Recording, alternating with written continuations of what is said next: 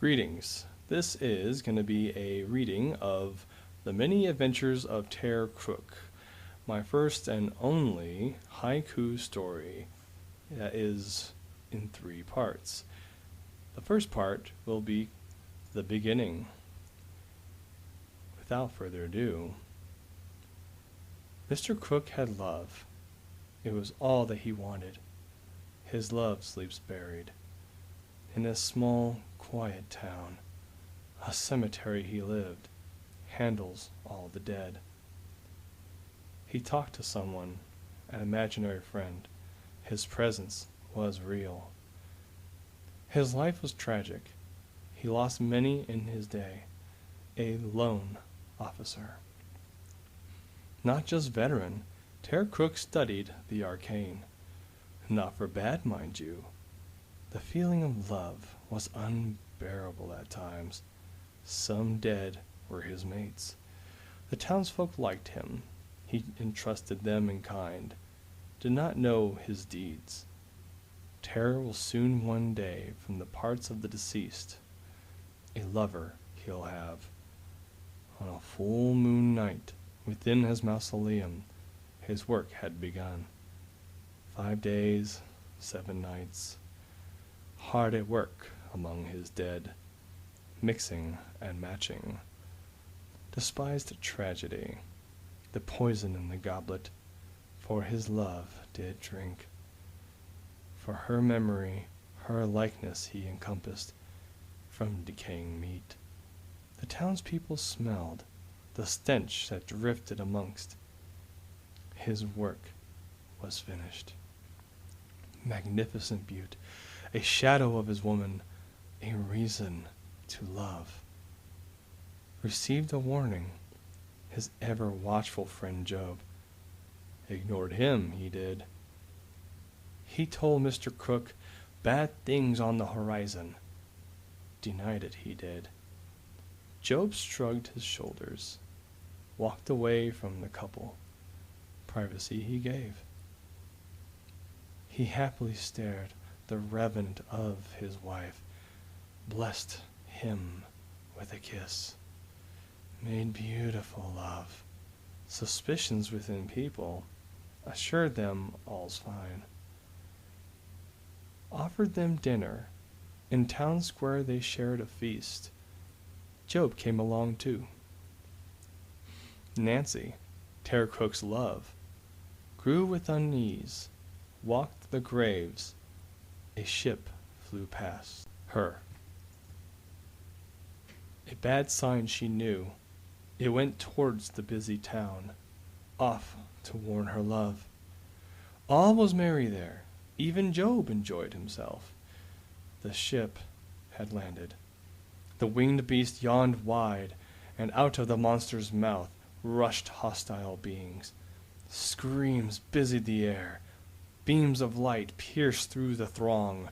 Tare Krook, a coward, looking for her love, her warning did not in good haste. Taken as captive. Hearing his love's cry, Tare attempted the rescue. Job put some sense in. Not now, Job had said. Death is certain. You are weak. Retreat. Fight later. Small town massacred. Mr. Krook sobbed for his loss. Vowed vengeance someday. Mr. Krook went home. He packed his things for venture. Job helped him out too. He tidied up there, for he might make his return.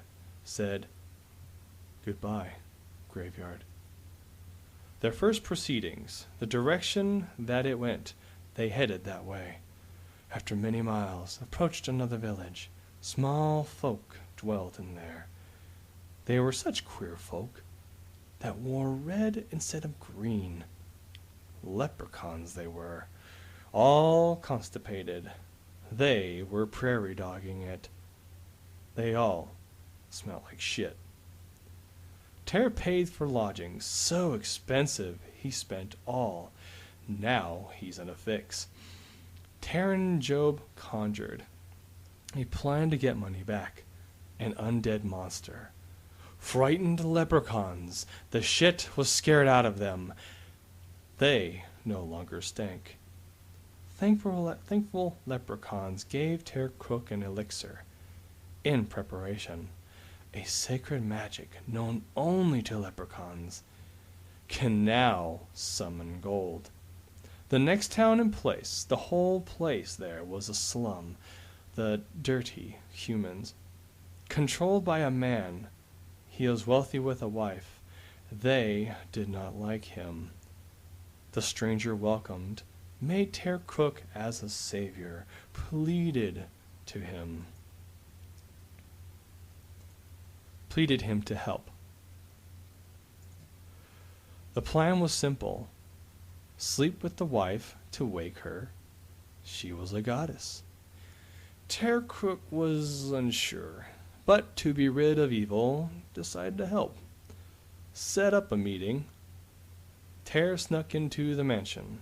He found the goddess. The mission was not hard. Sex-starved, she gave herself up. He released inside. The goddess awoke, slew her husband into hell. She thanked Mr. Krook. Tare was rewarded. In their feet the town rejoiced, blushing from his deed. The goddess taught him invisibility art, his newfound magic. Back onto the road, Job saw a carriage. An idea. Tare did not like it. Job insisted Tare, invisible. He hijacked, had a bad feeling. The land was withered, darkened sky as they approached. 'Twas a hostile place. Stopped at a castle. A small robed figure stepped out. Black smoke rose from him. Job followed in step. Mr. Krook made for the trees. Invisible, off. Tare visited town. People praised about the Duke. He's Fang Cadaver. Fang's torture chambers. He asked, "How are my supplies?" Skewered, drained bodies. Job had to vacate. Found Mr. Krook in the town. Told him of Fang's plight. Curious, Tare went. Invisible. He snuck in. Followed Job to Fang. Inside the chambers, listening, Fang was talking, distanced from bodies. Fang was not alone. "I'm pleased if Master is pleased." Fang talked to a rock. Fang grimaced, watching. The rock feasted on the blood. Tare planned against Fang. Sent Job to hold him. No more bodies. No more rock. Tare thought this would work. Tare Krook reappeared. Job held as Tare slit Fang's throat.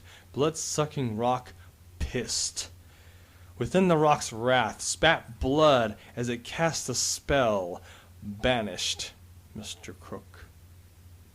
Mr. Krook fell down, not realizing 'twas too late. The Whispering Plains. Tare being weakened, for the whispers in his ear began their evil. Tare took out his knife, began self-mutilating. Job was horrified. 'Twas so much carving. Mr. Krook lost consciousness, up to Job to help. Carried Tare away, safety from Whispering Plains. Job questioned Tare's life. Tare rested a month, awoke with new-found vigor. Tare had a new look, the ability. At the cost of sanity, Tare can heal himself. Despite how he looked, the townspeople greeted him, paid a month's lodgings. Job said that the town, not long ago a village, they did look inbred. Before Tare questioned, storks were bombing the village. The bombs were babies. The townspeople begged that Tare should save them from death. He agreed to help. Tare was on the roof, grabbed onto a stork holding. The stork flew back home. Once inside their base, Tare sliced and diced up his ride. Mother stork approached. Tare poised for attack. He listened as she reasoned. Tare had sensed truth there. Townspeople had lied, overtaking the stork's home. They multiply quick. Tare was mad at them, not controlling their sex drive. Decided, change sides. With babies in hand, on top of a stork he flew, fire in his white eyes. Town at last wiped out. Stragglers ran for the cliffside, jumped off where they drowned. The storks had thanked Tare, gave a perennial gift, exploding babies. A truck passes by, refugees they seem to be, cute little pandas. Tare is curious, goes opposite direction, fire-blanketed sky, torn buildings abroad, more little pandas hiding, trying to escape. After the pandas, fire-breathing Shiba Inus, armed with machine guns. Mr. Krook fended, allowing pandas escape. Sustained much damage. Tare Krook retreated. Most pandas returned safely. Tare was in bad shape. Reluctant he was. No panda was a healer. Healing was needed. Pandas insisted. Tare warned them all about it. Job held his eyes shut. Lost his mind big time. Worst massacre of all time. Sadly, none survived. They were made sex toys. The first blood winery made. Bit, spit, tortured them. The very next week, Tare was feeling right as rain. Did not remember. Job told everything. Tare looked around. His eyes saw. He shrugged, said, "Oh well." On tree a pamphlet indicating a contest, a magician's duel. Tare arrived in time, many forms of life present, there to try their luck. The point was announced to be second to master, 3 tasks to be done. Had a great idea. Tare would have a second shot at blood-sucking rock. The top first half win. The other half would all die. Proceed to next task. The top 2 scorers would make it to the finals. The loser, the slave. The first task, a maze. All contestants must escape rampaging dinos. Given a head start, soon mean dinos were released. So much death took place. Tare saw no mercy. Invisible did not work.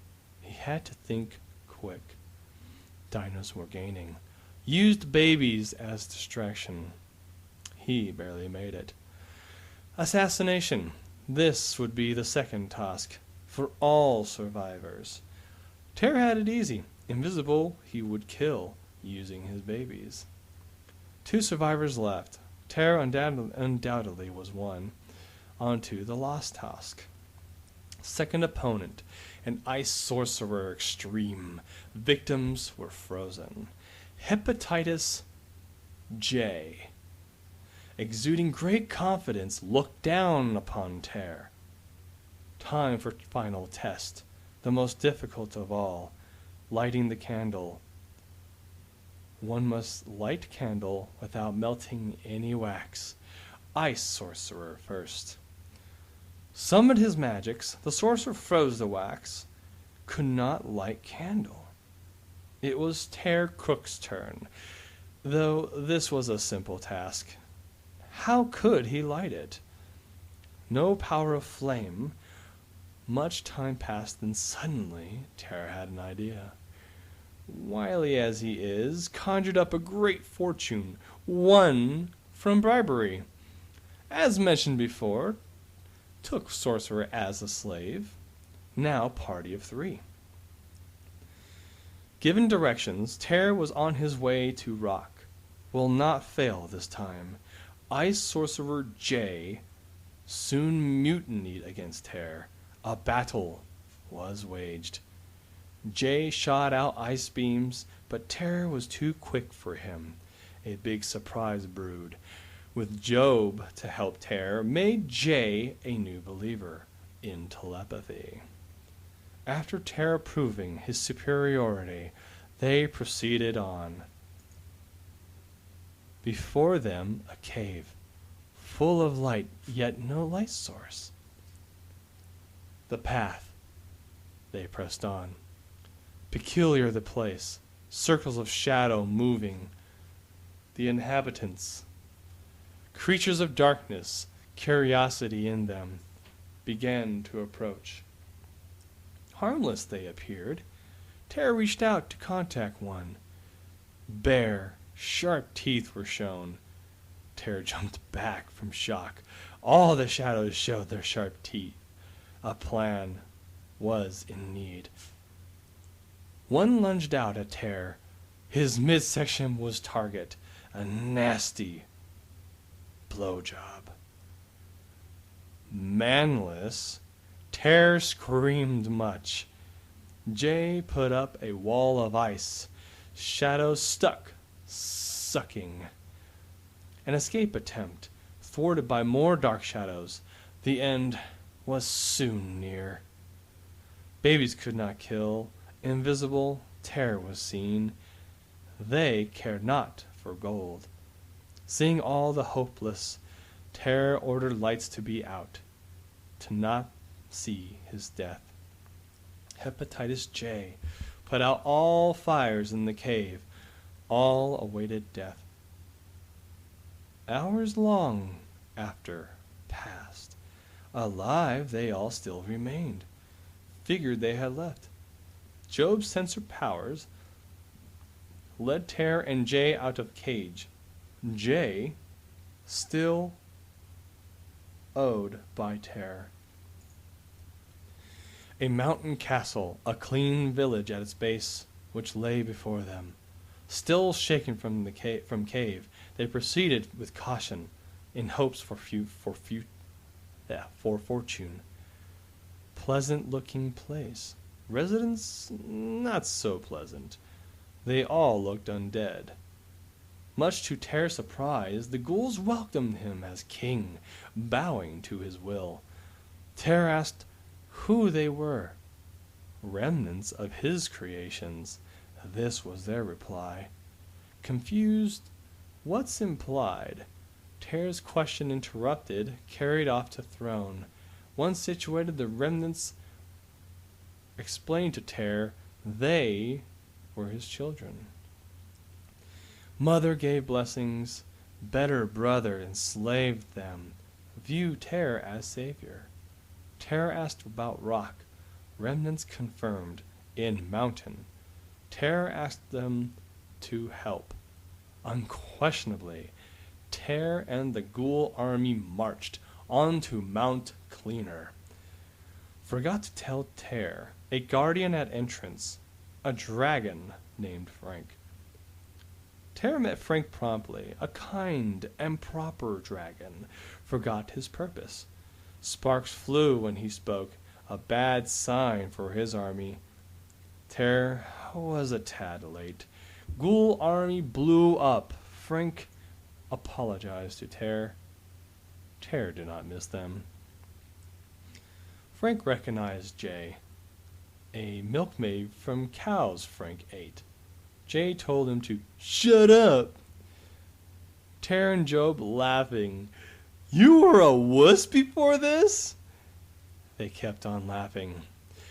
Menacing dragon, why did you remember this? I did not mean to. Jay, now too upset, locked himself in cell of ice. They abandoned him. Frank, Tare, Job walked in, a hollow, much-lit castle. 3 men at the door. One was tall and built. One was fat and in between. Last, short and skinny. A riddle we ask. To those who wish to proceed. Are you up to it? Each one spoke their line, squatting as if to relieve. Up and down they went, awaiting bug eyes. Tare nodded in acceptance. The thrill had begun. Now we ask you, who ate the hamburger? Give us your answer. Tare thought to himself, the fat one, unlikely choice, but too obvious. Is it the tall one? Utilize it most useful. Could eat better, though. Short and skinny one. Yes. I believe it was he. Him very sneaky. The little bastard stole it from the other 2. Yes, 'tis he who ate. I'd like to announce my answer to your riddle. The culprit would be... I remember now. I was the one who ate it. 3 were not happy. Tare left off, picked up. As I was saying, I knew 'tis Frank that ate it. 3 through slitted eyes glared at Frank as door opened. Tare and Job walked in. Frank then remembered screaming, You must be burned, Tare. Too late. Door was shut. Inside all was dark. Tare and Job at the ready, blood-sucking rock there. So, Tare, you have come. A voice, but mouth not moving, came from someone else? Out of the shadows a man appeared before Tare, features similar. I've expected you. You've come for revenge, I know. I'll take care of it. Strange man looked at Rock, stuck out arm, squeezed his fingers. Rock, surprised, blew up. Why did you do that? That rock was a bore to me. Who are you? Asked Tare. Different, I look. Tare then saw the resemblance. A doppelganger? No, I am not that. Sad, you don't recognize me. You must be destroyed. Why? For what reason? Do not speak, you dog, man said. It is all your fault. Dare you speak to me? Feel my wrath, you putrid scum.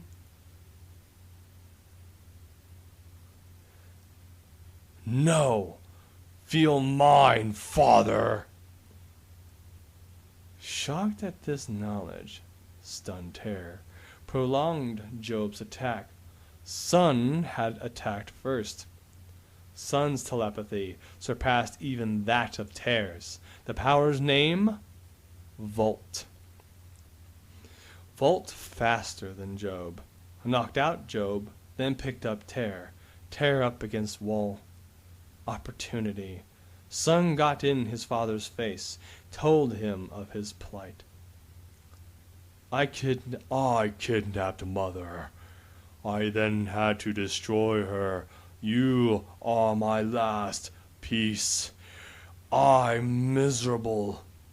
The future grants me godhood. I cannot be killed. So to destroy me, I must destroy my parents. Hate being a god. You killed my Nancy? Tare was getting furious. I enjoyed her death. Uncontrollable, Tare's rage broke him free from Wall. Hands around Sun's throat. Burst of energy freed Sun from his father's grip. A showdown began. Volley of babies, Tare launched with utmost fury.